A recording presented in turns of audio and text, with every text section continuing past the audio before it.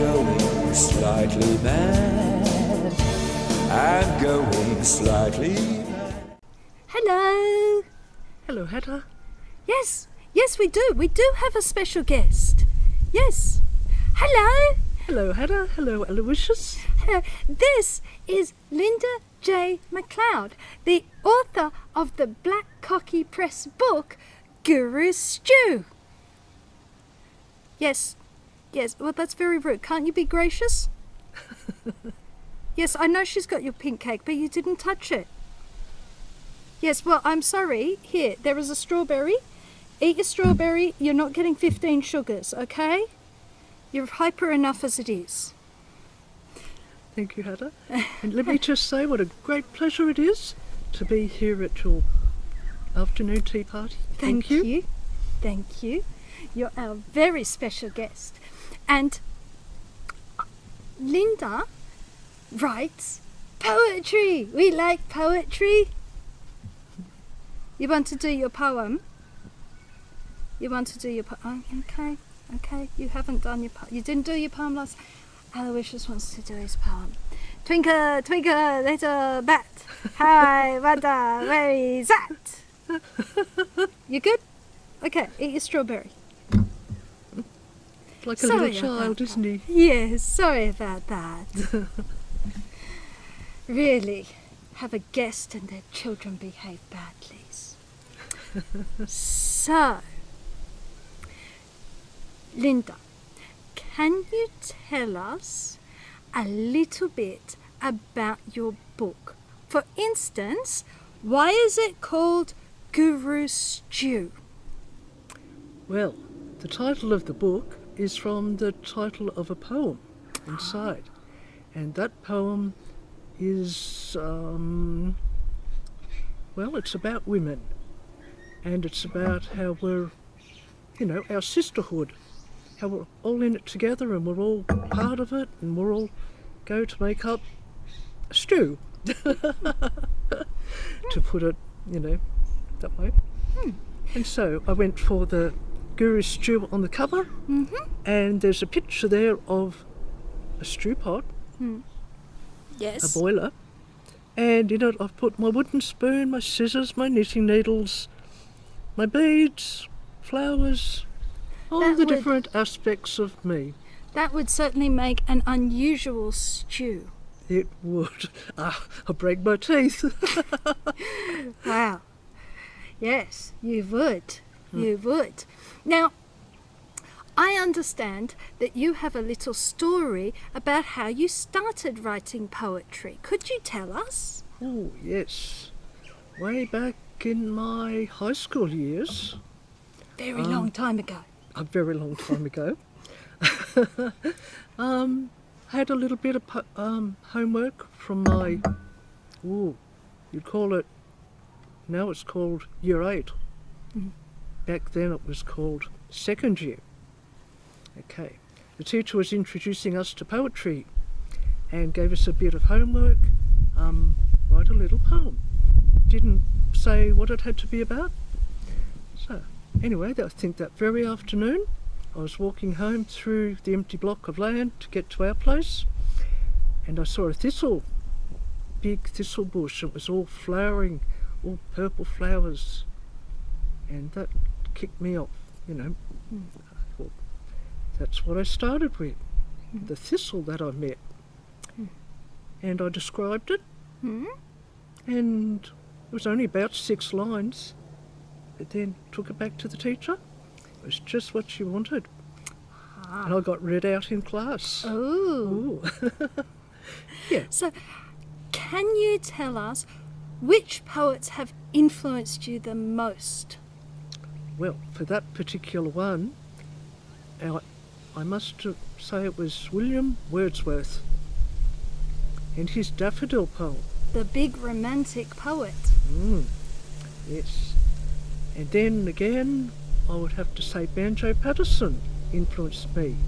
I love his rhythm and rhyme, the way he tells a story and carries you through, and there'll be some excitement in it. And and of course Pam Ayres.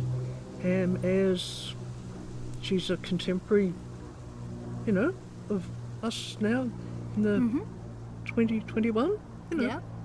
And she writes about family, she writes about women in general, she writes about things, and she writes about her feelings and what it's like, you know, bringing up a family, etc. So, can you tell us what people you've had to help you with your writing over the years? Oh well, I had the very good fortune of meeting and joining the Poets in the Pub in Katoomba. Yes, and there I met real poets, not pretend poets, but real poets. A very endangered species. And I met Greg North. Now Greg is a poet and he's a performer, world class. And anyway, Greg gave me a lot of encouragement with my writing and performing, and lots of tips, you know. And also Dennis Rice. Now, Dennis was actually the one who suggested I join, and that's been great, yep. Yeah. Yeah. And I understand that Dennis Rice also set one of your poems to music. That's right. That was, yep. Yes, he took it and he set it to music, an original piece that he made up, and then he sang the whole poem. That's lovely. Yeah.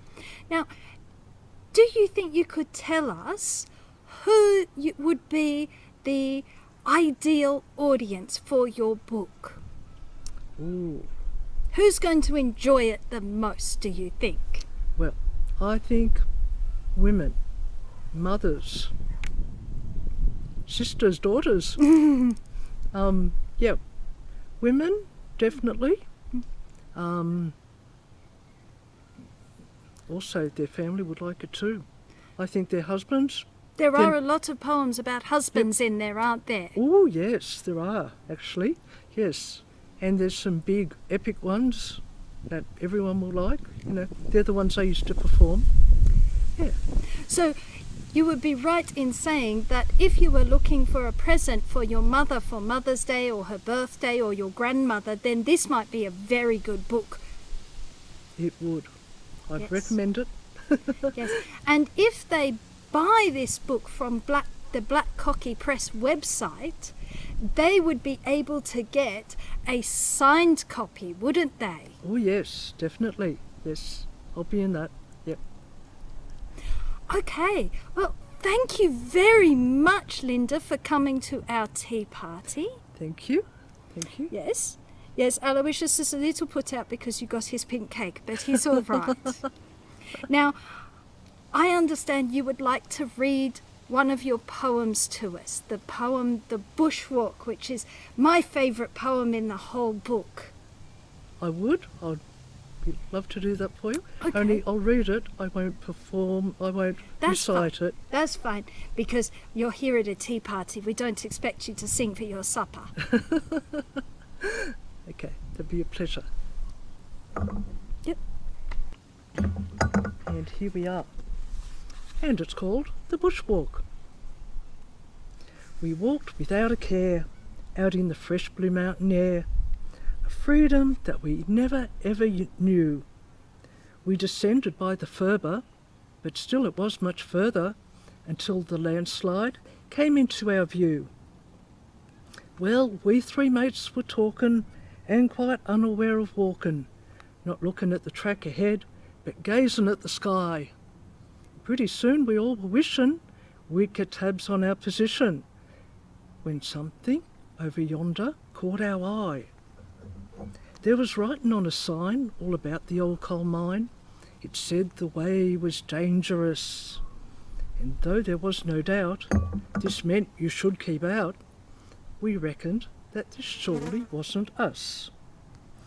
We knew we really shouldn't, but no one said we couldn't, so we explored the old forgotten track. But after our adventure, like an act of mad dementia, we couldn't seem to find the right way back. Well, we hadn't gone on long till we figured something's wrong. That wretched path had led us far astray.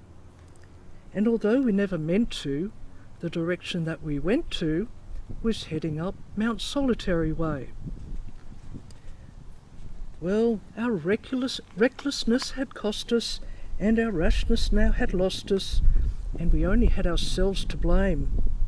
Course we'd not be in this crap if we'd been following the map and paid attention to the signs as they came. Even then we didn't stop, we kept going to the top. We figured we might find our bearings there, and the view from way up there made us gawk and stare to see the beauty and the terror everywhere. The view from there was fine. We didn't see the warning sign that said, "Danger, watch the edge." 'Twas then our vision splendid abruptly came and ended as we went walking off that very ledge. Well, we three mates then fell. 'Twas like going down to hell. We fell and met our fate that sorry day. Then we saw a neon sign with its origins divine, and so we followed it without any more delay. Okay, thank you so much for coming and visiting us at our afternoon tea. Thank you, Hatter. I'm looking forward to eating some too. And we will see you again another time. Bye-bye.